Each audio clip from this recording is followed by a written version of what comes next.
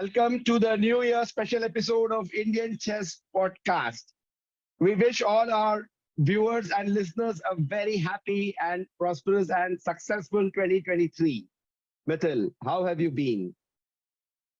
I have been good, Jagan. Thank you. Recently, I played a tournament also. Oh, that's great. A very happy new year to you and all our listeners and viewers. How have you been? And what is your new year resolution? That's a great question. So my New Year resolution is I'm going to try to read some of the books which I've collected over the years. I'm going to also try to play one tournament a month, whether it be in Mumbai or outstation. I've already planned to go to Surat on 21st for that. Okay, and yes, about our new guest, I must tell you something. Okay, so he happens to be from, let's say, another part of the country. Okay, and he's the youngest guest in our show and he's also an international master. Okay, so we have a very interesting lineup for you today, Mithil. Yeah, you'll be really happy to see this. Our next guest is an accomplished young IM from Odisha who's blazing his way toward greater heights. His current FIDE live rating is 2452.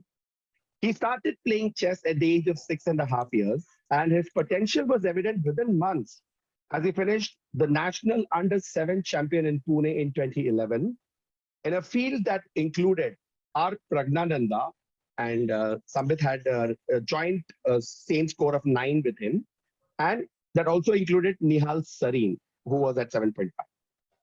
In 2022, he completed his IM norms and became an international master in the month of November.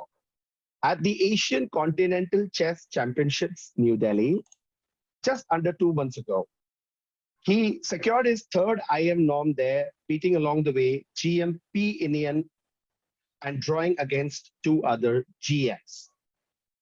Sambit first played abroad in 2017 in Dubai.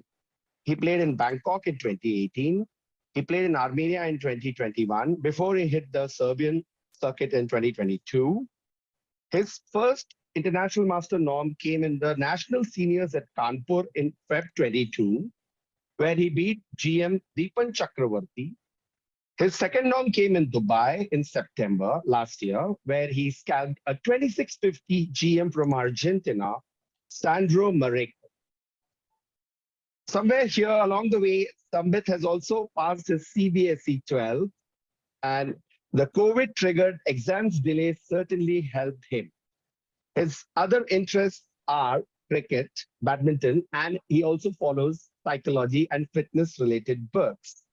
We welcome the 18-year-old Odisha Juggernaut, Sambit Panda. Welcome to the show. Thank, thank you so much for having me here and inviting me here. I think it's a great way, to assess people around the world or even the country, because we don't generally get to talk with everyone, but people may get some help from all this. Thank you so much. Yes. Hi, Sambit. Many congratulations on becoming an international master. How are you doing? Thank you so much. I'm great. I hope you all are also doing fine. You are doing fine. Yes, We I'm are. doing fine. How was your recently concluded Europe tour? And have you been aiming for a Grandmaster norm? Yeah, so surprisingly, actually, I got the Europe visa pretty late, so I had to plan the trip in like 5 days or so, because we never know when we get visa for these tournaments, Schengen visa. So I planned everything almost from like booking to everything, so I hardly got much time to prepare. So I didn't expect to. I just wanted, like, I had 16 rating points to cross 2400, so I wanted to just cross that and be, I mean, relieved. I'll be relieved about that because I didn't prepare much before this trip. But surprisingly, in my first trip only, I was playing pretty well and almost winning the tournament. Uh, it was in Turin, Italy, Torino International Masters. And there were many grandmasters and international masters also playing. And yeah, I crossed 2400 pretty smoothly there.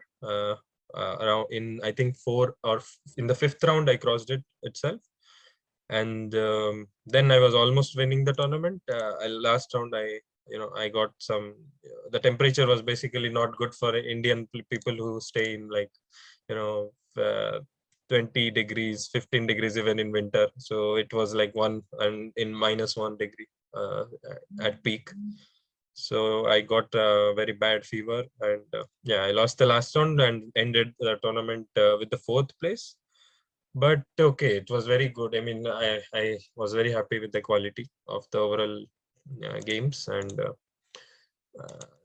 yeah. So basically, we went from then Turin to France. There was a tournament in Vancouver, Nancy, pretty far away from Paris. So I had planned the trip in mostly where there were less Indians because I wanted to try that this time. Generally, we always see Indians everywhere, so I wanted to plan like that. And Nancy, it was a double round tournament. Every day there were two rounds, so it was very hectic. But Nancy, actually, I played even better.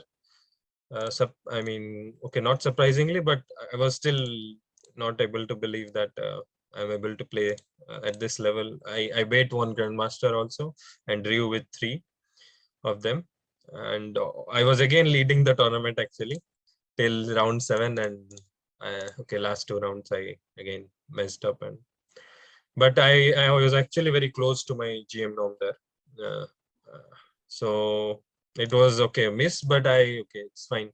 We then went on to Hungary, and again Hungary also I was pretty close to a GM norm, and I lost the last round. So overall, a very good trip. I increased around 70 points of rating, but no GM norms. But I think that there are only positives to take from it for the long term. Congratulations, Sambit, on the IM title. You became the ninth IM from Odisha, right? Okay. I wanted to Yeah. ask about how do you reflect on your growing up years in Odisha, and how was it coming from East India? Okay. And what has been your chess experience? And we wanted to know specifically how you started to play at 6.5, and within a few months, you have won both the state and the national under 7 titles. How is that possible? Yeah, so I'll give an idea how I basically got into chess. Mm-hmm. It's very funny actually because Mm-hmm. my mother wanted me to do something extracurricular, and we first got into dance, then music, and I was also good in drawing. But dance and music, I really didn't do well. So they then suddenly got idea of sending me to a local chess center, and I actually, the tournaments we play before we play state and nationals, the local ones, I did pretty well there. I won the best age group, like the under 7 age group prize there. And so they basically I went to state after that state. Okay, it was not much time, but my coach then was very hardworking. Like he used to sit for 4 or 5 hours a day, almost every day, in my house, and make me work hard. I didn't like it then, of course, because no Was kid that would Raj like to. Santosh Panda? Was that the Yeah, Raj coach? Santosh Panda. Yes, yes, Okay. yes. So I didn't like it much then, but okay, it had its result. I won the state under 7, and the national afterwards within 6 months. So it was great. And East India, I don't know. I mean, it's the culture is not as good as Chennai or Tamil Nadu in chess. I think people are more inclined to career in studies, and sports in general is not much promoted. But okay, now it's changing. Our Odisha, at least, I think the government is trying a lot to bring in sports. But I always like my home city, irrespective of every country I have gone to. So yeah. And that is Bhubaneswar, right? Yes, Bhubaneswar, yes. We had the good fortune to play in KIIT, and Mithil has also played some time in Odisha, right, Mithil? Yes. Yeah, Yeah, yeah, I yeah. have played nationals. Yeah, I can recall an incident. I think even Sambit played nationals the same year. Team Team. Same year that championship. he Yes, played. team. Yeah, Yes, yeah, Ah, yes. national team championship. So I remember a funny incident. We were playing against each other's team. I think Sambit's team was KIT or Odisha. What was it exactly? Yeah, it was Odisha. I think Odisha's main team. Odisha. Yeah. Odisha's main team, right? So we were playing against each other's team. So Sambit's team was highly rated. Like they had 2000 plus. All the players were 2000 plus, and I think Sambit was around 2200 at that time. This is like 5 years back, something. I think 2018, I think for if yeah, I'm almost right. 5 years. I was around 2100. Yes, right. I mean, 2100, yeah, somewhere. yeah. So what happened is one of my teammate was playing against Summit, and a day before the round, we were in our hotel room and we were just chilling. So he had a phone call with a friend from Mumbai, and he was playing some tournament, and he was not able to do a Bishop Knight meet.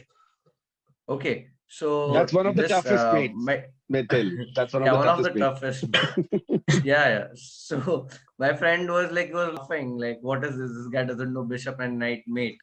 And then later he said, yeah, even I don't know Bishop and Knight mate. I was like, okay, like it is very rare that it will happen in anyone's game. So the next day he was playing against Sambit, and he had a Bishop and Knight, and Sambit had a King. Okay, so like two boards were over, like two of my teammates had already lost, and I was playing against 2008 player, and next to me was playing my teammate was playing against Sambit. So I was also playing in an end game, so I took a draw and I got up, and my teammate had Sambit's king in the right corner, okay, where the checkmate should happen. Okay, that's the only corner where the checkmate will happen. And the moment I got up, he got distracted. He looked at me and he got distracted.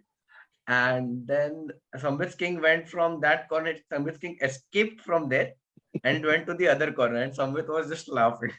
I still remember that. Yeah, I think in such Yeah, yeah. positions, a lot of psychology also comes in. People get under the tremendous time Yes. pressure and all that pressure. Sometimes people are looking in at your board and all that makes you feel so, in the limelight suddenly. And, that's not Yeah, something for it's everybody. difficult if you And don't so, know two, Very three basic difficult. things in that position. So yeah. yeah. Right. Right. Right. So Sambit, we also had one related question. Is it true that your mother, who has been your big motivator and initial coach, I should Yeah. say, had been at one point she had been a little upset with you, or in the state under 7 championship or something. Is there something like that you would like to share to us? Yeah, I think it was a bit exaggerated in media, but yeah, she actually the first round of the state I lost. I mean, I was one of the favorites to win the state, of course, because I was performing very, very well in the local tournaments. So first round I lost pretty casually, pretty To an fast unrated from player. yes, yes, to an Okay. unrated player. So uh, she got upset, of course, and yeah, I mean, she had given me a slap for some reason. I don't know. It was because of chess, or did I say something different? I don't exactly remember. But I can say that that was not the reason I won the tournament, though. But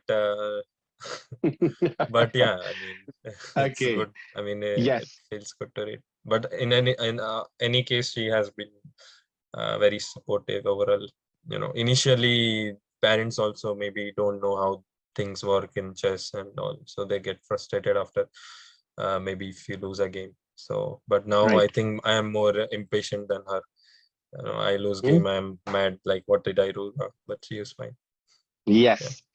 So, and I just wanted to ask you, have you seen that there's a lot of parental pressure on today's young players, especially? Would you like to say something on that? Yeah, so it's okay, it's not general question. I mean, we cannot generalize that. Different players have different sorts of parents. But one thing I think it lacks a bit is the parents. I mean, when you play chess, in a competitive level, so it's important for a parent also to understand what the player exactly is going through after a game or before a game. That can be very useful. I think even though, I mean, I had recently seen Gukesh D's father's interview, and he used to say how he basically kept everything away from him when he was playing, like no discussion about any tension or anything that had happened, and how he would tell all of that after his tournament has ended. So that is very important, I think. But parental pressure is somewhat there. Some parents want their kids to become grandmaster by this age, that age, by seeing others. So I don't think that is particularly right. But we cannot really do much about it, I think. So it's individual. But I am not a very big fan approach of pursuing something to do this by this age or that age, and basically forgetting what a child's life should be. Yes, and yeah, there are some what they call helicopter parents who are always hovering around the kid and watching what they're doing and is the kid doing up Yeah, to shape and all. I recently went to play a tournament in far-flung Maharashtra, and I also saw that that parents were too much, a little bit overly disturbed about their son's win or loss, in every round. yeah. So we all have to grapple with it when we were growing up as well, I guess. So Mithil, you wanted to say something.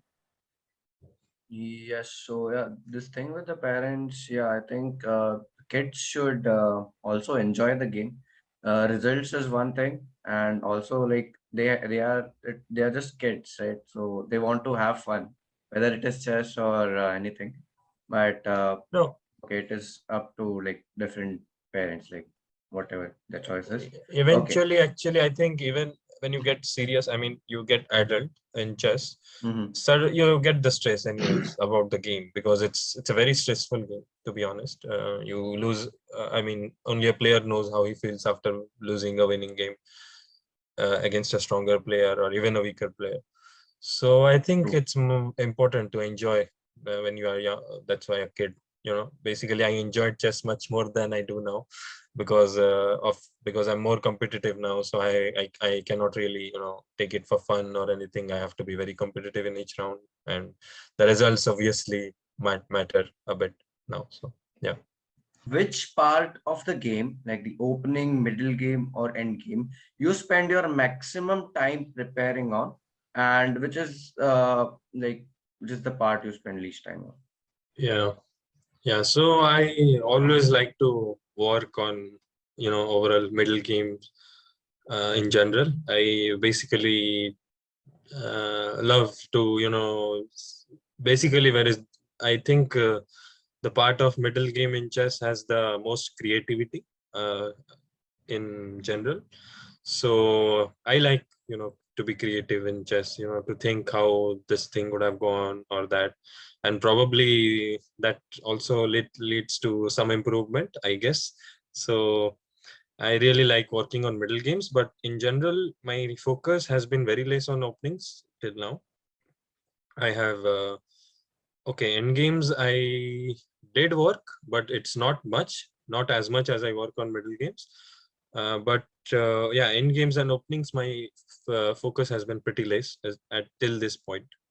So yeah. Okay, so why do you have a narrow focus on the openings even when you are like very close to a grandmaster now? Yeah, so I am a firm believer that you don't need to have a lot of you don't need to play one e4 d4 everything to become a strong player, because even after 10 or 12 moves in the openings, in general you are still, I mean, most games you are on your own. It is rare that your opponent will basically follow the file you have prepared or seen using an engine. I mean, there are basically it's very complicated. There are I mean, you would have 10 options in the computer in a particular position. Two of them would be giving you some advantage, or two of them would be the best move for your opponent to have equality. and the rest moves would not give them equality in terms of computer terms, but it would be most likely slightly better for you. And then the next move would be somewhat difficult one to come over the board, because we don't you it's practically impossible to prepare 10 moves of a particular position. I don't think it's worth it. Also, it sort of kills your creativity to some extent. Okay, this thing I am going to actually, I have to work on openings more at this level, because I'll be facing mostly grandmasters who are 2500, 2550, 2600, and they have a very, very good knowledge in openings. But this I'm telling about players who are, yet to reach 2200 or that level. It is absolutely unnecessary if you are spending, in my opinion. Of course, it's absolutely unnecessary if you are, analyzing 10 moves in a position, and to just beat. I mean, even you cannot beat your opponent there also, even if you know every line. There will be again the same scenario in the next move. Basically, you have so many choices in chess, and Right. it hardly. I don't think you can. I think you can be pretty strong with without one or two openings, but have a sort of flexibility in that. You can play different variations and so on. Oh, that was a very good answer. Like, even I think um, I'll be taking your inputs in my preparation whenever I'm preparing for any tournament. So you have basically mastered the middle game. So you know all the positions in typical openings that come up, and you're ready to, throw some Yeah. really interesting So variations on that. Yeah. So that that no, that I makes your mean, game very strong then. yeah, I think so, because most of the games I have played this year, I mean, the games I have won from stronger players, it's mostly, me calculating something more, or having seeing a sneaky tactic in between which they could have missed. So it's Uh-huh. mostly that has mostly helped me in my journey. But I mean, everyone has a different approach towards the game, and we never know. In chess, there is no particular way that you do this and you become that. So yeah. Right. Yeah. Perfect. And I wanted to ask you, how did you cope up with the time of the pandemic? Where we had a big lull from something like March 2020 to almost 2 years. And also there was a period when you had been traveling even abroad, and the results were not commensurate. You were not so happy with them. And when things were not going your way, how did you deal with that? Yeah, pandemic was first year was actually tough. I think for everyone, not only for me, but basically most of the players, I think, including I was also part of it. I just simply lost motivation to work anymore, because I thought, okay, this pandemic, because it was not ending, right? I mean, we saw like 1 year, it is still there, it's increasing. I thought this is not going to end, and basically in chess, I mean, you have this age and everything going on in your mind. I'm getting old, I cannot do much. Yeah, that thing. I mean, it's not true, of course, but we have that psychology. So it was very tough. I didn't work at all on chess in 2022. I can say no serious work at all. 2020, sorry. 2020, the first year of pandemic, I didn't work seriously at all. I played online tournaments for a few months, but that's it. Basically blitz bullet and all of that, just for fun. No serious work at all. And in 2021, sort of, basically my interest for chess again rekindled. I got into 12th grade also, but okay, thankfully online classes were going on, so it was better. So my interest rekindled, and I started to, by the end of 2020, 2021, actually we planned a trip to Armenia for two tournaments, two very strong ones. Both of them had 2000 rating cutoff to be played. So those were very strong ones. And as I said, I didn't prepare anything in the 1 year period.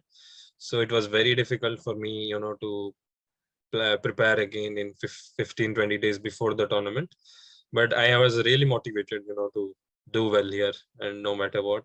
Yes, but as it was very the tournament was itself very tough, honestly, because I didn't prepare. I mean, I couldn't prepare much, irrespective of everything. I had to attend online classes and so on. So 3 hours a day, it was not enough.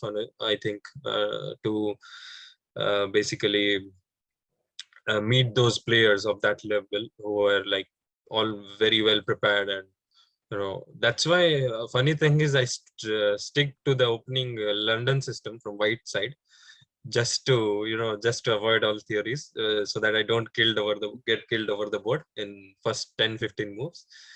So I stick to that. I got great positions in many games from both sides, white and black, but very, I mean, as it is in chess, I couldn't win those games, and I had a very bad, I mean, I had 2 bad tournaments and decreased another 50-60 points. So it was, yeah, not easy. And yeah. Was there a point where you were almost thinking of not being very sure of continuing with that pursuit of titles and things Yeah. in 2019, I Oh, believe? definitely. Or 2021, right? Yeah, 21, yes. Yeah. 19, I didn't have a great year, but at least I thought, okay, I'll play in, I mean, my 10th grade would be over. I'll play after that. Maybe I'll do something in the 2020 year. But okay, we got pandemic there. And 2021, after Armenia trip, I was really disheartened, because I knew I was playing well, but it was, I mean, I was not able to capitalize on the chances in most of the games. So I thought, okay, it's fine. I mean, I'm not improving much since a long time. Maybe this is not, I mean, I should not think of more than, just a passion which I will pursue in certain times, and not a career option or anything like that. So yeah, I was sure. I actually went to my next tournament with very less expectations from myself. Because okay, I just wanted to enjoy the game. Yeah. Yeah, that's a good philosophy to have when you're not playing at the very best. You can possibly keep your ambition a little bit lesser, and at that time you just think of just coming back into the groove. Yeah. Right? So Yes. What are the common preparation mistakes which players below 1400 make? yeah, it's a bit tricky, because I mean, my first rating has been above 1400, because then the minimum was that, I think. So I think the minimum was 1200, so I got a 1459 rating. But What was your 14? 59. 59, yes, first Nice. rating, yes. Good. So, but in general now it's 1000. So many people get a rating, below 1400 easily. And most of the mistakes, I think,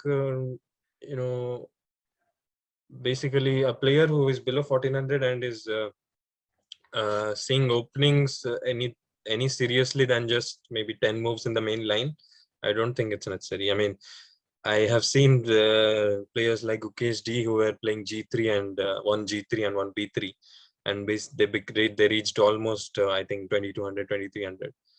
So it's absolutely unnecessary. If you are seeing openings, it's please just avoid. And the most important, I think, is to be very strong tactically, because at that level it's a foundation. If you are not strong tactically, then you will suffer a bit. Even if you increase your rating, you'll suffer a bit in the higher levels when the tactics become advanced, and sort of, you have to, basically it's not one move tactic, but you have to, make 2-3 moves, and then there is a tactic. You basically trick your opponent. So those things, the resourcefulness would sort of decrease, I believe, if you're not tactically strong, or you will even get into such traps yourself if you're not spotting them well. So I think it's very important to be strong tactically. I mean, solve as many positions as possible. Have subconsciously have patterns in your mind, the tactical patterns, and those on. I mean, it's very useful even in the higher level. But for them, it's like, I think it's the basic thing that one should work on in general.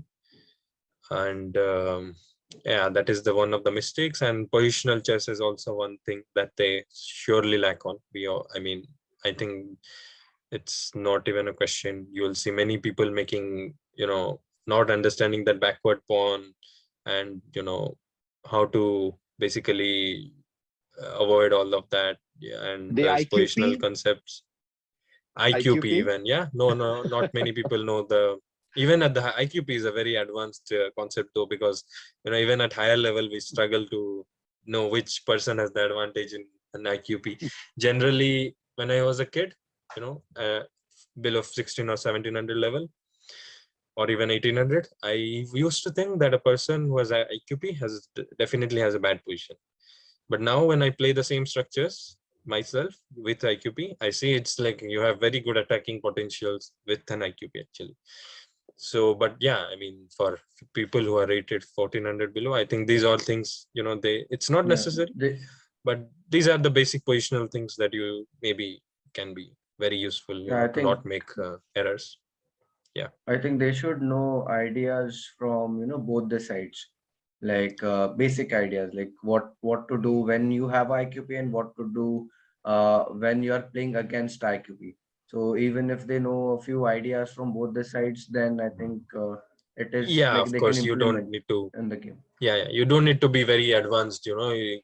I mean, we are not talking about some advanced rook lifts or anything, but just yeah, Basic. just not think that you have the advantage just because your opponent has an IQP.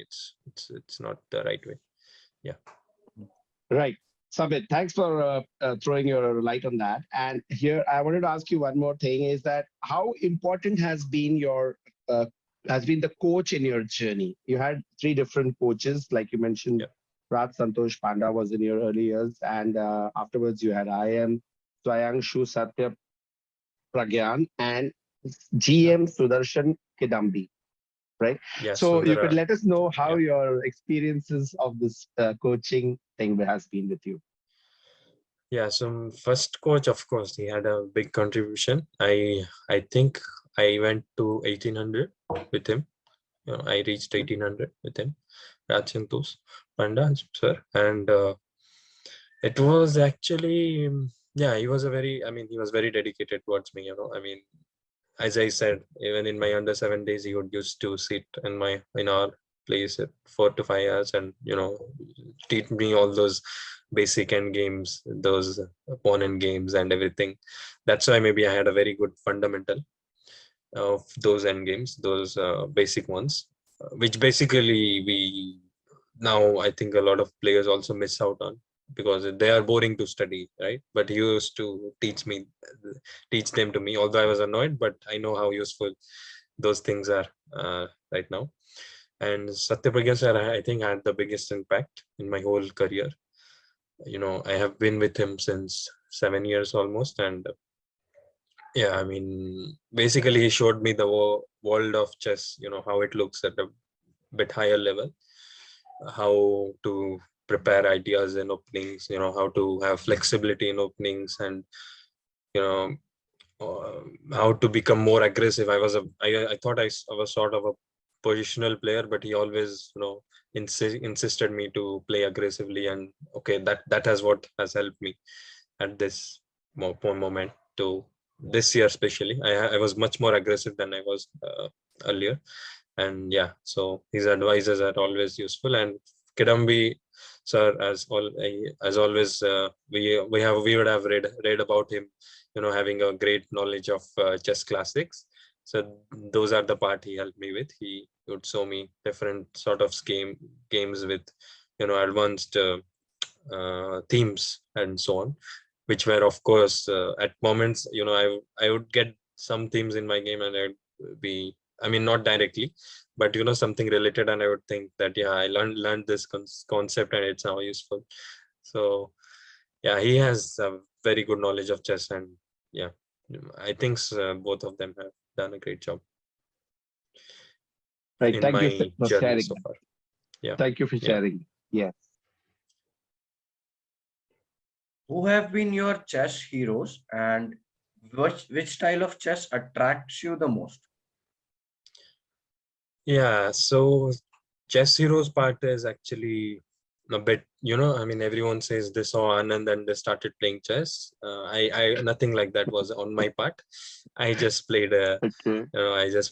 because I got into it, and I got early success also. Then I started liking the game a lot. I enjoyed playing chess, and that was what. But eventually I actually had heroes, like after I reached some 1800 1900 rating, I read a book about Kramnik, his life and games, and I was so inspired, and that helped me to improve my game more. So I was so inspired by Kramnik's games that I mean, he was like basically my favorite player. Yeah, I just saw all his openings, how he's playing. Even till this that I try to implement the openings he played or anything like that. I mean, I was a D4 player, so Kramnik has been also a D4 player for a very big part of his life. So those games were actually very influential to me. Then Kramnik actually became my favorite player.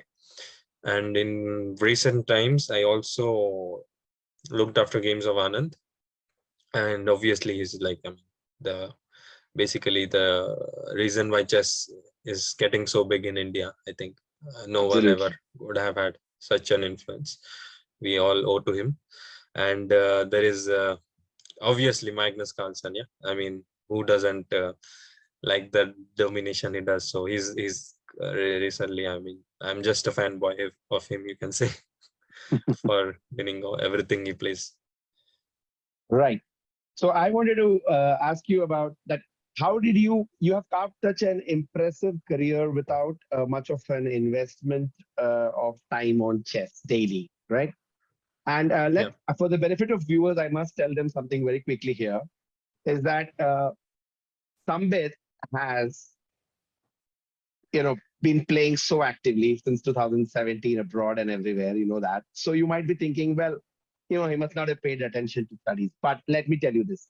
Let me tell you a little secret. He's got 95% in 10 and 93.5% last year when he became an IM at the same time. Hey, that's amazing. Let's clap for him. That's That's great. phenomenal. That's great. That's Yeah. absolutely great. So, in the light of that, I want to ask you this question: that how do you, therefore, I suppose this is the clue, this is the key. How do you manage with that little time investment? How do you make it count so effectively in your preparation? How do you do that? And is that Yeah. something other So people can adopt? yeah, of course. I mean, a lot of people think that players who are stronger, um, they sort of, don't study or anything. Okay, that might be true in some cases, but a lot of players I know also are good in studies, and they are also pretty good in chess. I mean, they necessarily do not have to be super GMs to be strong in chess. So yeah. So in my part, I have always been in studies. Basically, I have not skipped any class or anything. I didn't drop anything. In this 12th, I dropped after 12th, because it was very difficult for me to sort of handle everything going along together. So I wanted to take a break and then, you know, get something, I mean, I knew I had chess potential, but I was somewhat not making it because of maybe the reason was I was not able to get into a mind where I only focus on chess. So I think that thing helps. But my studies have always been part of it. I even took break in before my 10th of 6 months just to do well in studies. And yeah, so I have never compromised on it. But I don't think you have to work 8 to 10 hours in chess to be good, honestly. You just have to be consistent with even, I mean, if you are targeting something like 2000 or 2200, I would say even 3 to 4 hours of consistency is just good enough. I mean, I dare to say that. I don't know if people agree, but and okay, but I also mentioned that consistent part. Yeah, I mean, 3 to 4 hours a Yes, week, a day is like around 20 to 25 hours a week, so it's not less, for sure. right.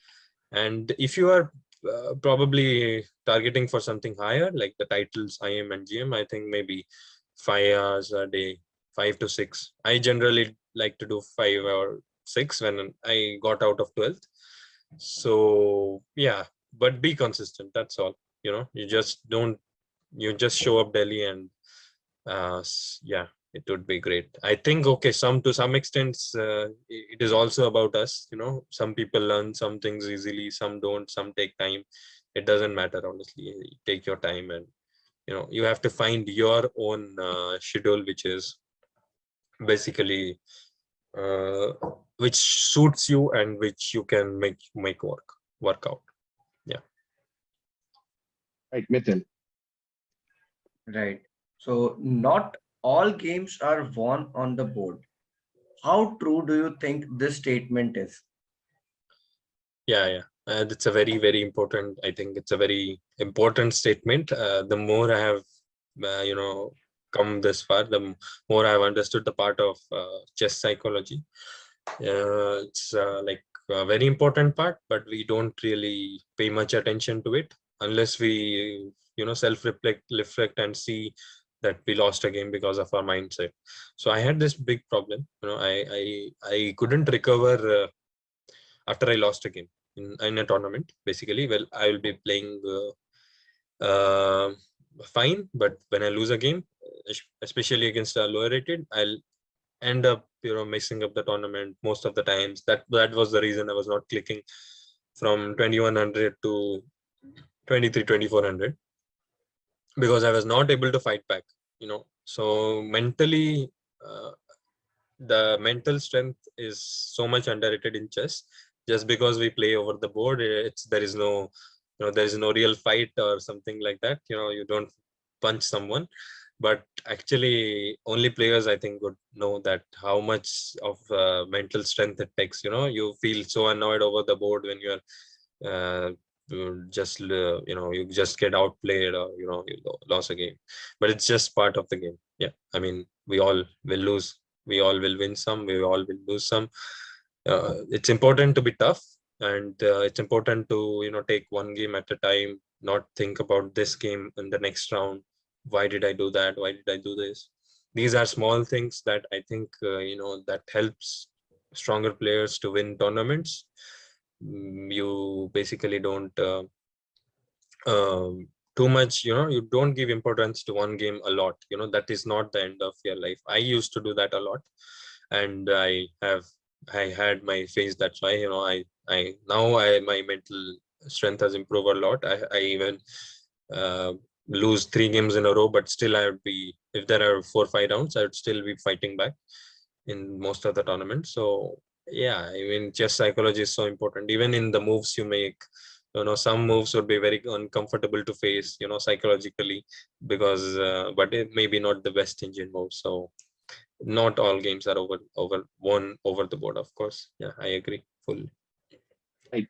Sambit, thank you for illuminating us on that. And with that, we Yeah. wanted to ask you a very important question, which almost every parent has at the back of their mind. Can chess be a career option today? I mean, you have to spend so much on a travel of tournament and other things, and a coach and other things. The people are always very hesitant to know. So I wanted to know your thoughts on this, and whether how your family allowed you to make your own choices, and you being the first person in your family. So you can tell us a little bit on that as well. Yeah. Yeah, it's a very interesting and sort of, controversial question that every chess player has to think of at one point or time, because chess game is sort of, you get into it and you cannot leave it easily. You sort of want to, I don't know what, but it's sort of that. I talk with people also, they say, it's a very beautiful game that we want to be attached, but we also want to learn how to do. I mean, it's a question I also had in mind. Obviously, I'm young, so my parents say me that you can achieve anything for the next 1, 2, 3 years, and then think about money. So, but I know it's very, it's tough in chess, because unless you are maybe the top 10 players of your country, or maybe the top 50 players in the world, it's very difficult to make a living by just playing, I think, because there is the prize funds are not like huge, and basically you cannot say you will win every tournament you play, right? So those are not the way you make a living. But one good thing about chess is you can be a coach, you can share your knowledge, and you have the value for that. That is one good thing, and I think a lot of people have been using that to their time and knowledge and experience to help players, and sort of that obviously earn money. And another way of making money through chess would be you make courses for this chessable and all of that these days. Okay, you have to be maybe a title player or so to make that. I Yes. mean, because the Yes. competition is very high. Right. But this is one of the way that I Yes, I Vladimir see that. Kramnik has also made a course. Sorry to interrupt. Well, Vladimir Kramnik Yeah. and all the top players are making courses. Magnus Carlsen also has have made courses on Exactly. chessable, so not everybody So can come in there. So exactly, the competition is high. Maybe you have people strong I watching to. You basically for people to buy or trust in your courses. But coaching, I think, is a good thing. And these days, I also know. I mean, not these days, but even in the times from from 2000 or so, people have been getting, strong grandmasters have been getting jobs, direct recruitment from the government, so that they could be, they could do well in chess. Even Pragnananda got a job, even before turning 18. He basically has a job in his hand, ready when he's 18 by ONGC, so that he could maybe fight for the world championship later. So I think those are important, but I'm not sure how much of a career you can make if maybe, I mean, basically I wouldn't suggest of leaving everything and just for young people leaving studies and everything, for pursue your education, of course. And yeah, I mean, it's chess is a bit difficult, because of the competition. It's a bit difficult to make a career by only playing, and I think it's the same with every sport. Yeah. So but I have been supported a lot, from my family to pursue. So They have always inspired me. And you can make chess your full-time profession as well if you wanted, right? Both your parents would be very much I wanted, of course, if I wanted, of course. Yes. Oh, that's wonderful to hear. And of course, Sambit, with your kind of grades that you've got in 10th and 12th, I don't think you will ever have a problem of looking for an alternate, education career or anything else. Like, you would definitely be very highly qualified, I would say, at least. So that's very nice to hear. Right.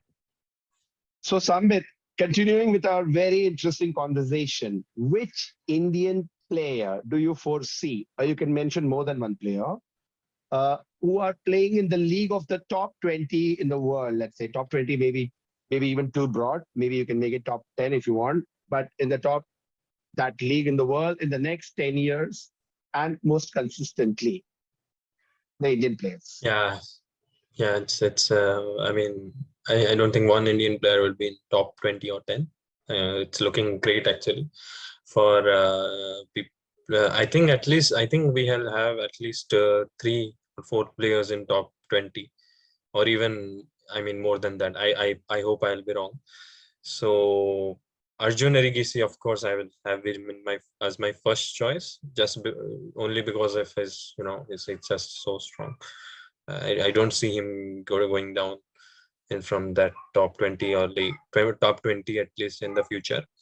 And I would also see Gukesh D, Pragnananda. Those are the people who can, be consistent. Nihal Sharin also is a great prospect to be there.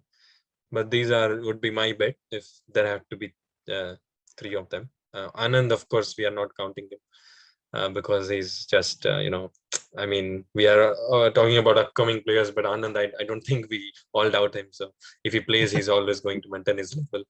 Yeah. Yeah, and I should have Hari said Krishna. we will leave out that. Yes. Yeah.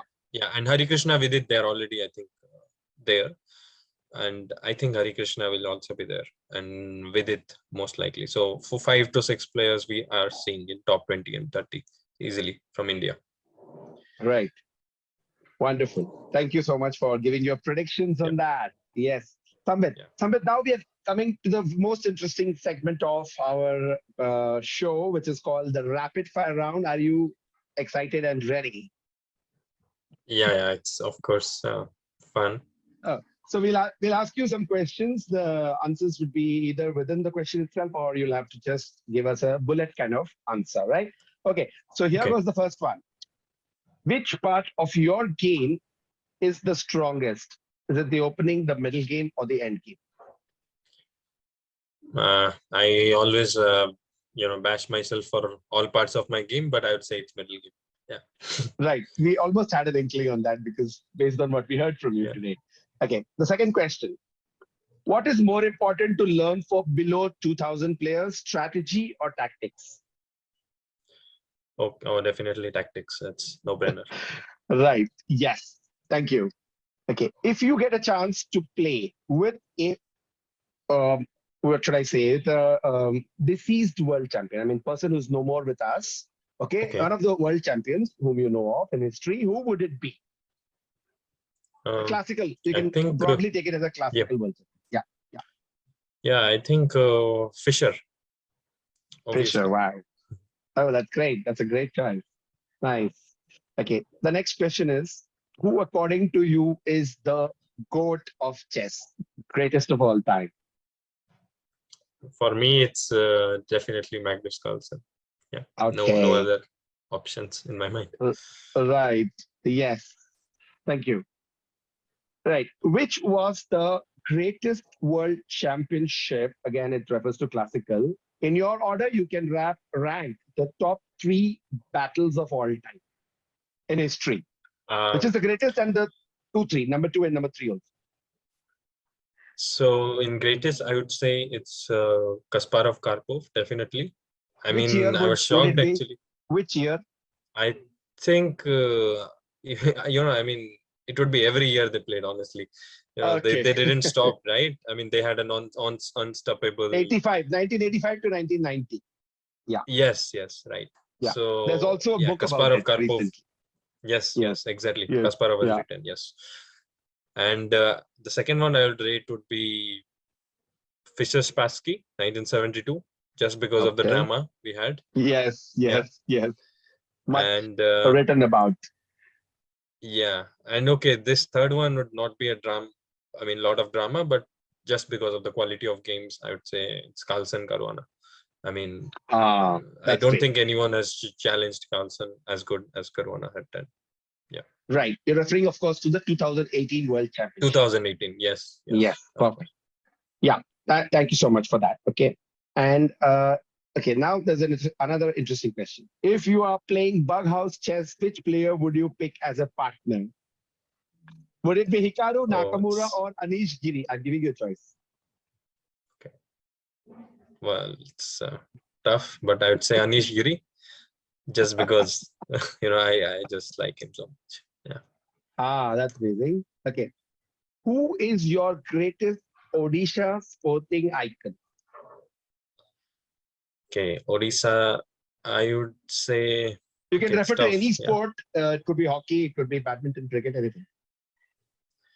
Yeah, so cricket, actually, Odisha doesn't have many players. So, I'd stick to chess. I would say my coach, Swang Susathapagya. Yeah, I mean, he has a very good inspiration on my game. So, yeah.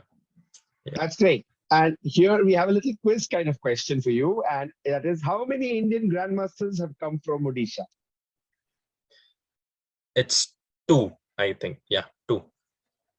Okay. And could you possibly tell them at least one of the names for the benefits of our audience? Yeah, I think Debashish Das and Shams Mishra. Yeah. Yes, they are the 2. Correct. Perfect. That's a great answer. Okay. Your prediction on the next world champion classical, Ding Liren or Ian Nepo? Or I think I'll go with Ding Liren. Interesting choice, because one of our other guests also chose Ding, by the way. Okay, great. And here we come to one interesting last question. What is your craving more for? This has nothing to do with chess, okay? Is it Rasagulla or is it Rasabali, which is, I think, your Odisha sweet?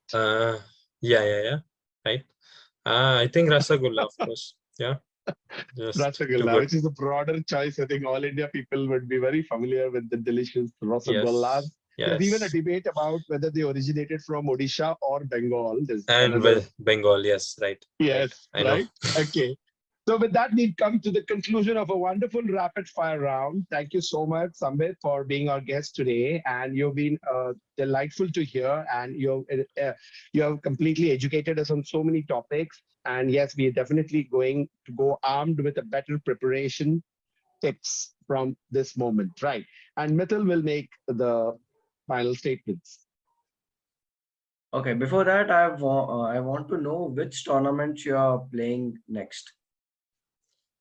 I mean, I haven't planned anything because I just returned right now. So, but most likely I will play in March end or April in Europe tournament. Most likely either in Norway or Spain somewhere. Yeah, because Any India I want. tournaments? I mean, Indian tournaments are actually postponed, right? So we don't know the Delhi and Indore tournament when they're happening. Right. I mean, Okay, so thank you, Sambit, for coming on our show. We really had a very great conversation with you, and I just got to know a lot of things about you and Odisha, and I hope our audience has also learned a lot from you. So with this, I conclude this episode. Okay, fifth thank you so episode much. of Indian Chess Podcast. If our audience wants to follow Sambit on Instagram, will mention his Instagram ID as well as will mention his email ID in the description. Okay. Yeah, his So with email this, ID is sambitpanda04@gmail.com for viewers who would like to write in, and also viewers can write in for their questions for the next guests. yes, and you can follow us on Instagram. Our Instagram ID is Indian Chess Podcast, and our email ID is indianchesspodcast@gmail.com. So with this, we come to the end of this episode. Thank you for listening. Thank you, Thank you so everybody. much, Yeah. guys. Thank you so Bye much. bye.